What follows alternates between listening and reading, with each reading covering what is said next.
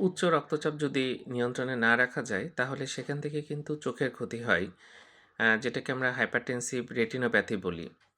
এটা ৪ টা স্টেজ আছে। অর্থাৎ উচ্চ রক্তচাপ হলে একদিনেই যে ক্ষতিটা হবে, আসলে বিষয়টা এরকম না। দীর্ঘদিন ধরে কারো যদি রক্তচাপ নিয়ন্ত্রণে না থাকে, অর্থাৎ বেশি থাকে, তাহলে কিন্তু আস্তে, আস্তে এই ক্ষতিটা হতে দেখা যায়।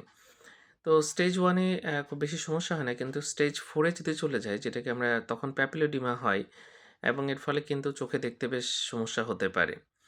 উচ্চ রক্তচাপ নীরব ঘাতক। আপনার যেহেতু লক্ষণ থাকে না, এটা সমস্যা হচ্ছে যদি লক্ষণ থাকে, বাংলাদেশের মানুষ সাথে, সাথে চিকিৎসা নিতে চলে যায়। কিন্তু যখন দেখা যায় যে কোনো রোগে তেমন কোনো লক্ষণ নাই, তখন কিন্তু চিকিৎসা নিতে দেরি করে বা চিকিৎসা নেয় না। এর ফলে কিন্তু এই সমস্যাটা হয় এবং দেখা যায় যে রেটিনা ক্ষতিগ্রস্ত হয়ে গেছে। যখন আসে দেখা যায় আমরা ফান্ডোস্কোপি করে কিন্তু এটা দেখতে পাই।